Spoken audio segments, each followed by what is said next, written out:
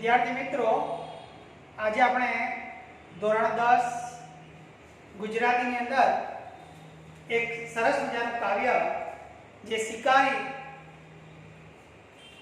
શિકારીને એવા શીર્ષકથી જે કાવ્ય આપેલું છે એનો આપણે અભ્યાસ કરીશું. શિકારી કાવ્ય બહુ જ જાણીતું છે અને આ કાવ્ય જે છે એ કાવ્યના રચયિતા એના કવિ કલાપી કે જે બહુ જ નાનું આયુષ્ય જીવેલા છે, પણ થોડા જ વર્ષોની અંદર એ પોતાનું નામ એ ગુજરાતી સાહિત્યની અંદર સુવર્ણ અક્ષરે અંકિત કરીને તેઓ આ દુનિયામાંથી વિદાય થયા છે. પણ આપણા હૃદયની અંદર આજે પણ કવિ કલાપી આજે પણ તેઓ આપણા હૃદયની અંદર વસેલા છે. કાવ્ય છે 11 શિકારીને. અહીંયા શિકારી કાવ્યનો પ્રકાર જે છે એ ઉર્મી કાવ્ય છે. કવિ કલાપી એ ઉર્મી કાવ્ય ઘણા બધા લખ્યા છે. હૃદયના જે ભાવ છે એ ભાવ શબ્દો દ્વારા રજૂ કરવાની એક એમની આગવી કળા હતી. કવિ કલાપીનો જન્મ 26 જાન્યુઆરી 1874 ના રોજ એમનો જન્મ થયો છે અને અવસાન છે 9મી જૂન 1900. ફક્ત 26 વર્ષનું આયુષ્ય ભર યુવાનીની અંદર તેઓ અવસાન પામ્યા હતા.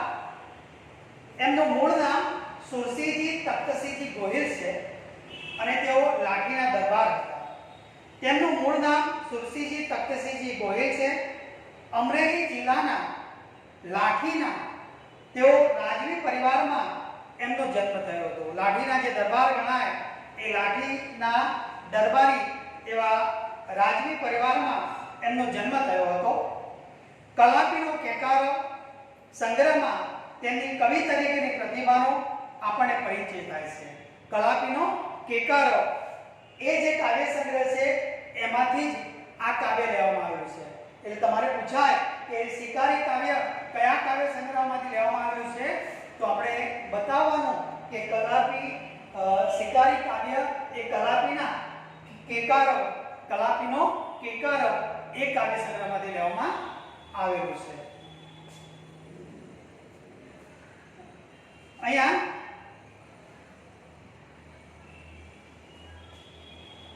પ્રકૃતિના મનોહરી દ્રશ્યો અને માનવ હૃદયના ભાવ તેમની કવિતામાં કેન્દ્ર સ્થાને છે. કે પ્રકૃતિના દ્રશ્યો, પ્રકૃતિ પ્રેમી હતા એટલે પ્રકૃતિના મનોહર દ્રશ્યો એમણે શબ્દો દ્વારા એમના કાવ્યમાં રજૂ કરેલા છે. અને માનવ હૃદયના જે ભાવ છે એ માનવ હૃદયના ભાવને પણ એમની કવિતામાં કેન્દ્ર સ્થાન મળેલું છે. કાશ્મીરનો પ્રવાસ એમનો પ્રવાસ ગ્રંથ છે. આ પ્રસ્તુત જે કાવ્ય છે એ કાવ્ય શિકારીને, કાવ્યનો જે શીર્ષક છે એ શિકારીને એ જ કહે છે કે આ કાવ્ય આખું શિકારીને સંબોધીને અહીંયા રજૂ કરવામાં આવ્યું છે. કોને સંબોધીને? તો શિકારીને. જે શિકાર કરે છે એ શિકારીને, જે પ્રાણીઓનો શિકાર કરે છે એ શિકારીને સંબોધીને આ કાવ્ય રજૂ થયેલું છે. અહીંયા કાવ્યના પ્રારંભમાં યુવાન કવિ શિકારીને પક્ષીનો સંહાર ન કરવા વિનવે છે. આ વિશ્વનું સર્જન કેટલું સુંદર છે, કે આ વિશ્વનું સર્જન જે છે એ સર્જન કેટલું સુંદર છે. અહીંયા શિકારી કાવ્ય એક પક્ષીને પ્રતીક તરીકે કવિ રજૂ કર્યું છે.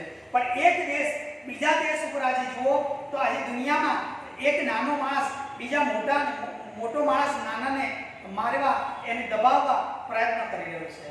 દેશ વચ્ચે આજે યુદ્ધ થઈ રહ્યા છે અને યુદ્ધ કરવા માટે પોતે તાકાતવર બનવા માટે અણુબોમ્બ અને એવા બધા બોમ્બ બનાવી રહ્યા છે કે જેને કારણે પોતાનું વર્ચસ્વ જમાવી શકાય. પણ આ બધું નકામું છે. વર્ષો પહેલા જાપાનની અંદર હિરોશીમા નાગાસાકી ઉપર જે બોમ્બ ફેંકવામાં આવ્યો એની અસર આજે પણ ત્યાંના લોકો બિચારા ભોગવી રહ્યા છે. તો આ વિનાશ છે, એ વિનાશ એ નુકસાનકારક છે.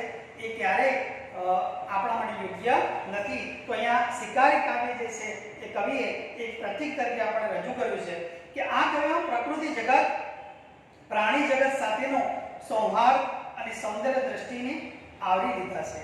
કાવ્ય નાયક યુવાનને વાર્તા કહે છે અને અટકાવે છે, રોકે છે કે તું આ સંહાર કરવા રહેવા દે, તું સંહાર કરવાનું રહેવા દે. આ આખું વિશ્વ એક સંતનો આશ્રમ છે. વિશ્વ જે છે ને, આ વિશ્વ એક સંતનો આશ્રમ છે અને વેદોની જે વસુદેવ કુટુંબકમની ભાવના જે છે એ અવળવાયેલી છે. કે વેદોની, આપણા વેદોની અંદર કીધું છે કે અયમ નિજા પરોવેતી ગણના લઘુચિત સામ ઉદાર ચરિતાનામ વસુદેવ કુટુંબકમ. કે અયમ નિજા પરોવેતી, અયમ નિજી, આ પોતાનો છે ને આ પારકો છે એવી ગણતરી કોની હોય છે? સંકુચિત મનવાળાની. જ્યારે ઉદાર આચરણવાળા જે હોય છે, જે દિલદાર માણસો જે હોય છે, એમની ભાવના કેવી હોય છે કે વસુધૈવ કુટુંબકમ, આખી પૃથ્વી એ પોતાના પરિવાર રૂપે માનતા હોય છે. અને એ ભાવના આ કાવ્યની અંદર પણ રજૂ થયેલી છે. આ સૃષ્ટિની અંદર પંખી, ફૂલ, ઝરણા બધું જ છે તે એકરૂપ છે. વળી સૌંદર્યનો એક મૂળગામી પ્રશ્ન અહીં છે કે તીરથી મારીને તો માત્ર પક્ષીનું સ્થૂળ શરીર મળશે કે છે.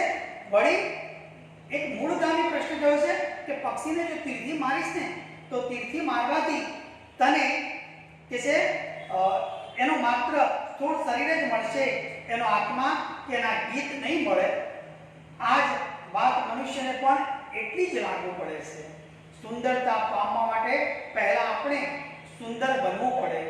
આ માત્ર શરીરની સુંદરતાની વાત નથી, પણ સમગ્ર વ્યક્તિત્વની સુંદરતાની વાત છે. કાવ્યાંતે સમગ્ર સૃષ્ટિ તરફ અનુકંપા રાખવાની વાત કવિએ કરી છે. અતિ કે છે અનુકંપા એટલે લાગણી, પ્રેમ, ભાવ એ સૃષ્ટિના દરેક તત્વો પ્રત્યે આપણે બતાવવાનો છે. અને આખું કાર્ય અનુષ્ટુપ છંદ, જે આપણા વ્યાકરણની અંદર જે છંદ આવે છે એ છંદમાં અનુષ્ટુપ છંદ છે, કે અનુષ્ટુપ છંદમાં આખું કાર્ય રચાયેલું છે. કાવ્ય જોઈએ. કાવ્યનું પહેલા પઠન કરી આપણે. કવિ કહે છે, રહેવા દે આ સંહાર યુવાન તું, રહેવા દે આ સંહાર યુવાન તું, ઘટે ના ક્રૂરતા આવી વિશ્વ આશ્રમ સંતનું. પંખીડા ફૂલડા રૂડા લતા આ ઝરણા તરુ, ઘટેના ક્રૂર દ્રષ્ટિ અહીં ક્યાં, ઘટેના ક્રૂર દ્રષ્ટિ અહીં ક્યાં, વિશ્વ સૌંદર્ય કોમળું, વિશ્વ સૌંદર્ય કોમળું. તીરથી પામવા પક્ષી વ્યર્થ આ ક્રૂરતામાંથી, તીરથી પામવા પક્ષી વ્યર્થ આ ક્રૂરતા મથે. તીરથી પક્ષી તો નાના, કિંતુ સ્થૂળ મળી શકે, પક્ષીને પામવાને તો છાનો તું સુણ ગીતને, પક્ષીને પામવાને તો છાનો તું સુણ ગીતને. પક્ષી તેના પ્રભુ સાથે હૈયામાં મળશે તને, પક્ષી તેના પ્રભુ સાથે હૈયામાં મળશે તને. સૌંદર્ય વેડપી દેતા નાના સુંદરતા મળે, સૌંદર્ય વેડપી દેતા નાના સુંદરતા મળે. સૌંદર્ય પામતા પહેલા સૌંદર્ય બનવું પડે, સૌંદર્ય બનવું પડે. સૌંદર્ય ખેલવું એ તો પ્રભુનો ઉપયોગ છે, સૌંદર્ય ખેલવું એ તો પ્રભુનો ઉપયોગ છે. પોષવું પૂજવું એનો ઉપભોગ છે, પોષવું પૂજવું એનો ઉપભોગ છે. રહેવા દે આ સંહાર યુવાન તું, રહેવા દે આ સંહાર યુવાન તું. બધે છે આદ્રતા છાઈ, એમાં કઈ ભળવું ભલું, એમાં કઈ બળવું ભલું. આવું સરસ મજાનું કાવ્ય અહીંયા કવિ કલાપીએ રજૂ કર્યું છે. હવે કાવ્યનો ભાવાર્થ જે છે તે ભાવાર્થ આપણે સમજીએ. કવિ કહે છે, રહેવા દે આ સંહાર યુવાન તું. હે યુવાન, કાવ્યના પ્રારંભે જ કવિએ યુવાનને સંબોધન કરીને કીધું છે કે હે યુવાન, તું આ સંહાર કરવાનું રહેવા દે. રહેવા દે આ સંહાર યુવાન તું. હે યુવાન, તું આ સંહાર કરવાનું રહેવા દે. ઘટેના ક્રૂરતા આવી વિશ્વ આશ્રમ સંતનું. ઘટેના ક્રૂરતા એટલે ગાતિકપણું. અહીંયા સંહાર વિનાશ, ક્રૂરતા એટલે નિર્દયતા, ગાતિકપણું, રૂઢ એટલે સારું. કે છે ઘટેના ક્રૂરતા આવી વિશ્વ આશ્રમ સંતનું. આવી નિર્દયતા, આવું ઘાતકીપણું તને શોભતું નથી. વિશ્વ આશ્રમ સંતનું. આ સમગ્ર વિશ્વ જે છે ને, એ સમગ્ર વિશ્વ એ સંતોનો એક આશ્રમ છે. આ વિશ્વની અંદર ઘણા બધા સંતો મહાત્માઓ થઈ ગયા છે અને એનો આ એક આશ્રમ છે. ત્યાં આવી પવિત્ર જગ્યાએ આવી ક્રૂરતા, આવું ધાતકીપણું, આવી નિર્દયતા તને શોભતી નથી. માટે તું હે યુવાન, તું સંહાર કરવાનું રહેવા દે. પંખીડા ઉરડા રૂડા લતા આ ઝરણા કરો.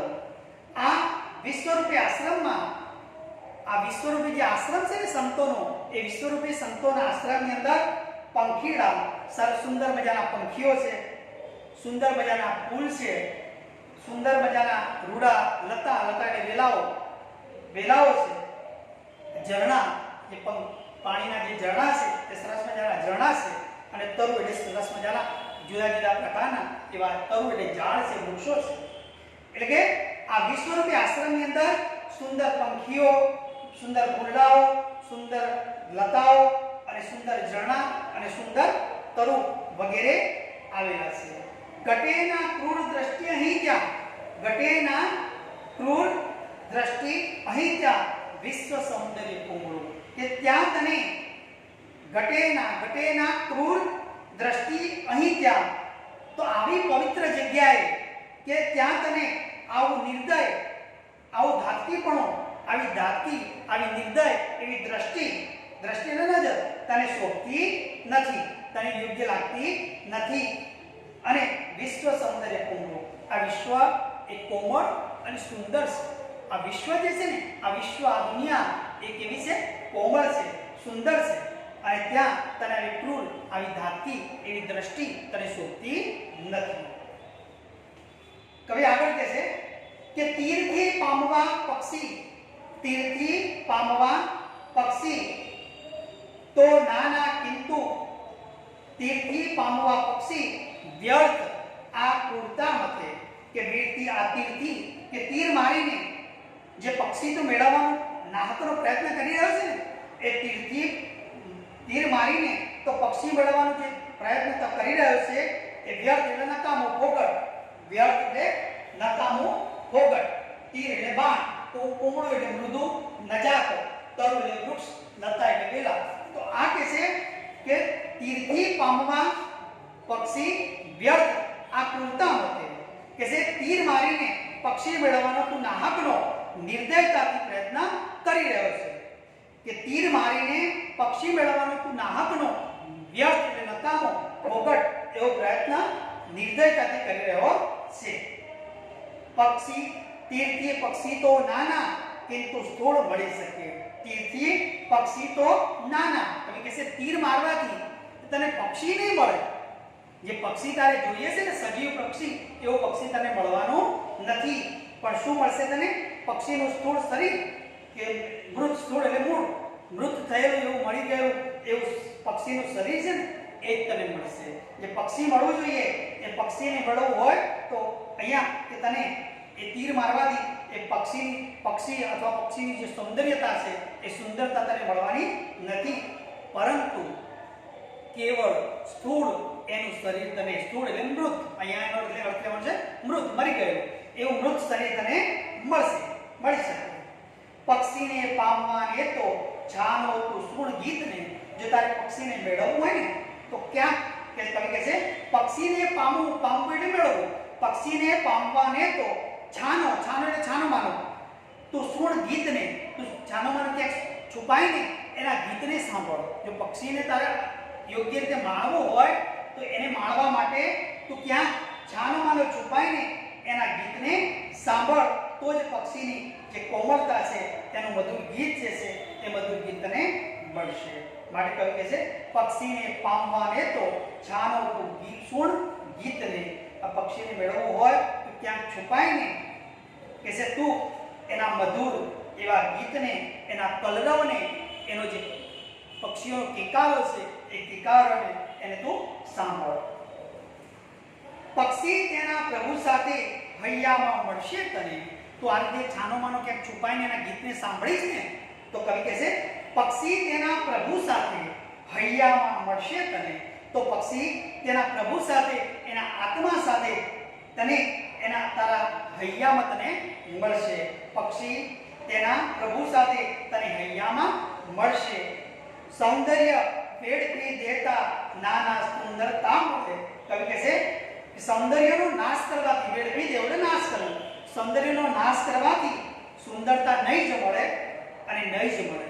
જો સૌંદર્યને વેડફી નાખીશું ને તો આપણને ક્યારેય સુંદરતા મળવાની નથી.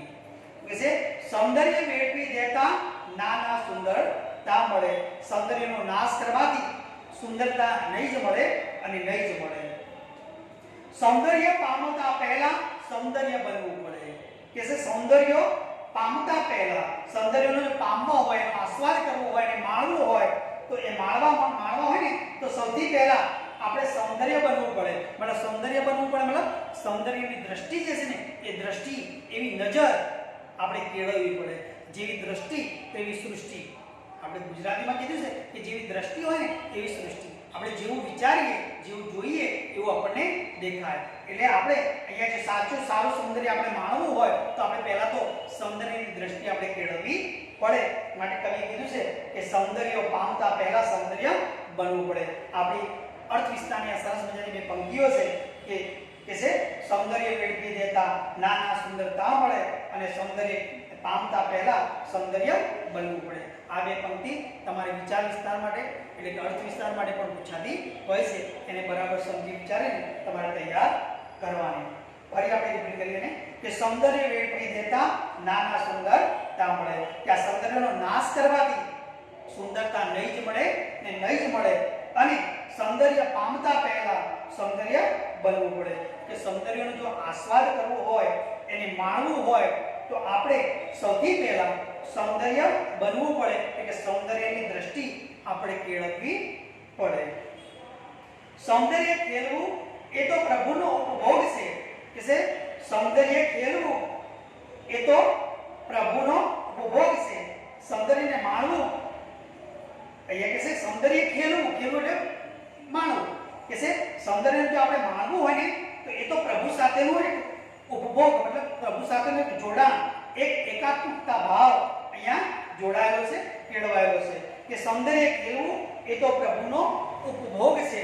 એ ઉપભોગ, ઉપયોગ મતલબ પ્રભુનો ઉપયોગ, પ્રભુ સાથેનું જોડાણ, એનું જે સાહિત્ય છે એ સાહિત્ય ભગવાન સાથેનું જોડાયેલું છે.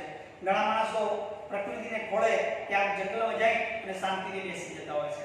તો એ પ્રભુ સાથેનું જોડાણ છે, આ એકાત્મકતાનો ભાવ છે. એટલે કે છે સૌંદર્ય ખેલવું એ તો પ્રભુનો ઉપભોગ છે, ઉપયોગ છે. એટલે સૌંદર્યને માણવું એ પ્રભુ સાથેનું એક જોડાણ, એક સાહિત્ય છે. પોષવું અને સૌંદર્ય ખેલવું એ તો પ્રભુનો ઉપયોગ છે અને પોષવું, પૂજવું એનો ઉપયોગ છે. અને પોષવું એટલે કે સૌંદર્યનું જતન કરવું, સૌંદર્યને જાળવવું, એનું પૂજન કરવું અને એનો યોગ્ય રીતે ઉપયોગ કરવો, એને માણવું, એ આનંદ જેવો આદર કરવો એ પ્રભુનો એ આનંદ માણવા જેવો છે.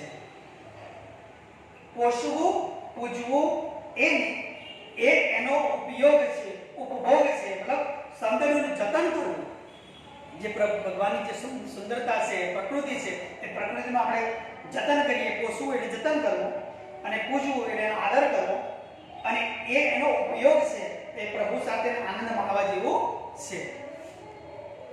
રહેવા દે આ સંહાર યુવાન તું, બધે છે આદ્રતા છાઈ, એમાં કઈ બળવું બોલવું કે હે યુવાન તું રહેવા દે આ સંહાર. કવિ અંતમાં કહે છે હે યુવાન તું આ સંહાર કરવાનો, આ પ્રકૃતિનો આ સૌંદર્યનો સંહાર કરવાનો જે વાત છે ને એ સંહાર કરવાનો, એનો નાશ કરવાનો તું રહેવા દે, એ રહેવા દે સંહાર. અને કહે છે બધે છે આદ્રતા છાઈ, એમાં કઈ બળવું બોલવું. અને ચારે બાજુ કે આદ્રતા, ચારે બાજુ મૃદુતા, માયાળુપણું એ બધી છવાયેલું છે. અને એમાં થોડો ઘણો સાથ, થોડો ઘણો આપણે પણ સહકાર આપવામાં આવ્યો તો એ યોગ્ય ગણાશે. આપવામાં જ આદ્રતા પડેલી છે કે આ બધા જે બધી જગ્યાએ આદ્રતા, મૃદુતા, કોમળતા, માયાળુપણું એ છવાયેલું છે. અને એમાં થોડો ઘણો આપણે પણ સાથ સહકાર આપવામાં જ આપણું ભલું છે. અને એમાં જ આદ્રતા રહેલી છે. એટલે પ્રકૃતિના જે તત્વો છે એ પ્રકૃતિના તત્વો સાથે કે છે માનવ હૃદયતાથી વર્તે, માનવ જો હૃદયતાથી વર્તે તો જ વિશ્વમાં વસુદેવ કુટુંબકમની જે ભાવના છે એ ભાવના અહીંયા યોગ્ય ગણાય. અને કોઈનો સંહાર કરવાથી ઈચ્છા પણ મનમાં નહીં થાય, સમગ્ર સૃષ્ટિ પ્રત્યે અનુકંપા રહેશે. તો આ ભાવ આ પ્રકૃતિ કાવ્યની અંદર કવિએ અંતમાં જણાવ્યું છે કે પ્રકૃતિના તત્વો જે છે એ પ્રકૃતિના તત્વો સાથે માનવ સહૃદયતાથી એ વર્તે તો જ વિશ્વમાં વસુદેવ કુટુંબકમની જે ભાવના છે એ ભાવના જળવાશે. કોઈના સંહાર કરવાની ઈચ્છા પણ એના મનમાં નહીં થાય. અને પરંતુ સમગ્ર સૃષ્ટિ પ્રત્યે શું જાગશે? અનુકંપા, ભાવ, લાગણી એનામાં જોવા મળશે. કાવ્યની અંદર સરસ મજાના શબ્દાર્થ આવેલા હતા. સંહાર એટલે કે વિનાશ, ક્રૂરતા એટલે નિર્દયતા, દાટકીપણું, રૂડું એટલે સારું અથવા સુંદર, લતા એટલે વેલા, તરુ એટલે વૃક્ષ, કુમળું એટલે મૃદુ અથવા નજાકત, તીર એટલે બાણ, વ્યર્થ એટલે ફોકટ, નકામું, સ્થૂળ એટલે અહીંયા એનો અર્થ એનો છે મૃત શરીર. અને આમાં વિરુદ્ધાર્થી શબ્દો છે તો ઉપયોગી તો નિરુપયોગી, સંહાર, સર્જન, સ્થૂળ, સૂક્ષ્મ, આદ્ર, શુષ્ક, આવા અલગ અલગ શબ્દાર્થો પણ આમાં આવેલા હતા. અહીંયા અલગ અલગ પ્રશ્નો છે કે સમગ્ર વિશ્વ કોનો આશ્રમ છે? તો સમગ્ર વિશ્વ એ કોનો આશ્રમ છે? તો એ સમગ્ર વિશ્વ એ સંતોનો આશ્રમ છે. પંખીને પામવા શું કરવાનું કવિ કહે છે કે પક્ષીને પામવા કવિ શું કરવાનું કહે છે? તો પક્ષીને પામવા એ પંખીના ગીતને સાંભળવાનું કવિ આપણને કહે છે કે ક્યાંક છાનોમાનો છુપાઈને તું એના ગીતને સાંભળ. સૌંદર્ય પામવા માટે શેની જરૂર છે? સૌંદર્યને પામવા માટે શેની જરૂર છે? તો સૌંદર્ય પામવા માટે સુંદર બનવાની અને સૌંદર્ય દ્રષ્ટિ કેળવવાની જરૂર છે. કે પોતે સુંદર બનવું પડે અને આપણે સૌંદર્યની દ્રષ્ટિ કેળવવી પડે. બધે છે આદ્રતા છાઈ, એમાં કઈ બળવું બોલવું. એટલે કે બધે છે આદ્રતા છાઈ, કઈ બળવું બોલવું એટલે શું? તો સૌ પ્રત્યે અનુકંપા રાખવી. બધાની પ્રત્યે શું રાખવું? અનુકંપા, ભાવ, લાગણી એ રાખવાની વાત કરે છે. કવિ નીચેનામાંથી કયો સંદેશ આપે છે? સંહાર કરવા રહેવા દે, તે ક્રૂર બને, તું ક્રૂર બન, તારે સુંદર બનવાની જરૂર નથી, કે પ્રકૃતિનો તું નાશ કર. તો શું આવશે જવાબ? કે સંહાર કરવાનું રહેવા દે. એ વાત સમજાવે છે. સૌંદર્યનું, સૃષ્ટિનું સૌંદર્ય કવિને ક્યાં ક્યાં જોવા મળે છે? કે સૃષ્ટિનું સૌંદર્ય કવિને ક્યાં ક્યાં જોવા મળે છે? તો પંખીઓ, ફૂલો, લતા, બેલ, ઝરણા, વૃક્ષો વગેરે જે પ્રકૃતિના તત્વો છે એ પ્રકૃતિના તત્વોમાં કવિને સૌંદર્ય, સૃષ્ટિનું સૌંદર્ય જોવા મળે છે. શિકારીને કાવ્યના કવિની દ્રષ્ટિએ પક્ષી ક્યાં મળશે? કે શિકારીને કાવ્યના કવિની દ્રષ્ટિએ પક્ષી ક્યાં મળશે? તો એના મધુર ગીતની અંદર. જે પક્ષીનું મધુર ગીત છે એ ગીતમાં પક્ષી તને મળશે. શું કરવાથી પક્ષીનું માત્ર સ્થૂળ શરીર જ મળે છે? શું કરવાથી પક્ષીનું માત્ર સ્થૂળ શરીર જ મળે છે? તો શિકાર કરવાથી. પક્ષીનો જે શિકાર કરીશ એને તીર મારીને તું મારી નાખીશ તો એનું સ્થૂળ શરીર તને મળવાનું છે. કલાપી કોનું ઉપનામ છે? કલાપી કોનું ઉપનામ છે? તો તો સુરસીજી તખ્તસિંહજી ગોહિલનું. સુરસીજી તખ્તસિંહજી ગોહિલનું ઉપનામ કયું? તો કલાપી. બંને ઉલટ સુલટ બંને બાજુ પ્રશ્નો આપણને પૂછી શકાય. શિકારીને કાવ્યના કવિનું નામ લખો. તો સુરસીજી તખ્તસિંહજી ગોહિલ અથવા કલાપી. શિકારીને કાવ્યનો પ્રકાર જણાવો. તો એનો પ્રકાર કયો છે? તો શિકારીને કાવ્યનો પ્રકાર એ ઉર્મી ગીત. ઉર્મી કાવ્ય પણ છે અને આમાં 14 લીટી પણ થાય છે એટલે સોનેટ કાવ્ય પણ બને છે. એટલે બંને રીતે આ કાવ્ય આપણે ઉપયોગી છે. અહીંયા સૌંદર્ય જે છે એ સૌંદર્ય કાવ્યને ધ્વનિ છૂટા પાડો. આપણને પરીક્ષામાં પૂછાય કે સૌંદર્ય કાવ્યના ધ્વનિ છૂટા પાડો. તો સ વત્તા ઔ વત્તા ન વત્તા અ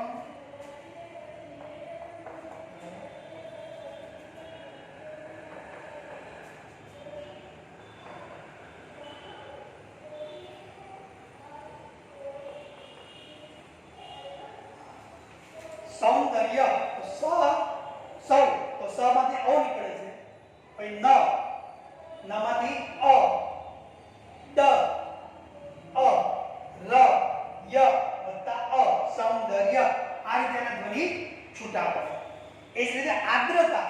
તો આ વત્તા ર વત્તા અ વત્તા દ વત્તા ર અ વત્તા ત વત્તા આ. આર્દ્રતા. આ વત્તા ર વત્તા અ વત્તા દ વત્તા ર વત્તા અ વત્તા ત વત્તા આ. આર્દ્રતા. તો આ રીતે આર્દ્રતા શબ્દ જે છે એના ધ્વનિ છૂટા પડે. આ વત્તા ર વત્તા દ વત્તા ર વત્તા અ વત્તા ત વત્તા આ. પર્યાય શબ્દ દ્રષ્ટિ. તો દ્રષ્ટિ શબ્દનો પર્યાય શું થાય? નજર. વિશ્વ તો જગત અને દુનિયા. વિરુદ્ધાર્થી શબ્દો. તો સંહાર. તો સંહારનું વિરુદ્ધાર્થી શું થાય? સર્જન. કોમળનું કઠોર. સ્થૂળ તો સૂક્ષ્મ. ગુજરાતીમાં બીજું પણ પૂછાય કે તળપદા શબ્દોનું શિષ્ટ રૂપ આપો. તળપદા શબ્દોનું શિષ્ટ રૂપ આપો. તો ઘટવું. તો ઘટવું શબ્દનો અર્થ થાય શોભવું. સુણ. તો સુણનું શ્રવણ અથવા સાંભળ. સુણનું થાય સુણ એટલે સાંભળ. પર પ્રત્યય લાગ્યો નથી. તો સેવા નથી લાગ્યો. ઉપભોગ. ઉપભોગ શબ્દમાં પર પૂર્વ પ્રત્યય છે, પાછળ શબ્દ લાગ્યો નથી. સુંદરતા. તો સુંદરની પાછળ તા લાગ્યો તો એ પૂર્વ પ્રત્યય ગણાય.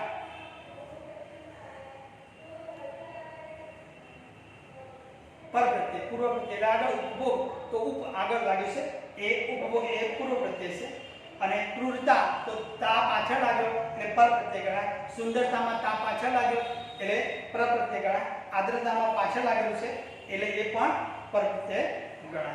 તો આ રીતે અલગ અલગ કાવ્યો ની આપણા વ્યાકરણ મુદ્દા પણ આવતા હોય છે. અહીંયા જે પંક્તિની વાત આપણે કરી કે સૌંદર્ય વેડફી દેતા નાના સુંદરતા મળે. સૌંદર્ય પામતા પહેલા સૌંદર્ય બનવું પડે. આ એક વિચાર વિસ્તાર પણ આપણે પૂછાતો હોય છે. તો સમગ્ર વિશ્વમાં આ પંક્તિ તમારે 10-12 લીટીમાં સમજાવવાની હોય છે.